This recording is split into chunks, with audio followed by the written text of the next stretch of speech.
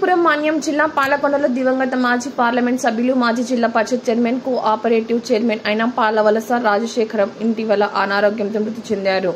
ఈ నేపథ్యంలో ఆయనకు నివాళులర్పించడానికి వైపాక పార్టీ అధినేత మాజీ ముఖ్యమంత్రి వైఎస్ జగన్మోహన్ రెడ్డి పాలకొండకు విచ్చేశారు.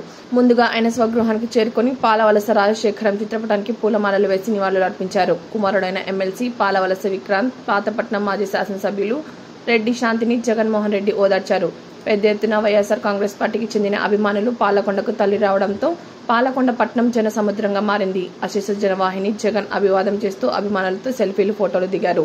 ఈ సందర్భంగా పాలకొండ విచ్చేసిన జగన్మోహన్ రెడ్డిని మాజీ స్పీకర్ మరియు శ్రీకాకుళం జిల్లా పార్లమెంట్ పరిశీలకులు తమ్మినేని సీతారాం, జిల్లా పార్టీ అధ్యక్షులు ధర్మాన కృష్ణదాస్, మాజీ మంత్రులు ధర్మాన ప్రసాద్, సిదిరి అప్పలరాజు, విజయనగరం జిల్లా పరిషత్ చైర్మన్ చిన్న శ్రీను మర్యాదపూర్వకంగా కలిశారు. ప్రతి ఒక్కరికి జగన్ ఆప్యాయంగా పలకరించి ఆయన నియోజకవర్గ పరిస్థితుల గురించి అడిగి తెలుసుకున్నారు.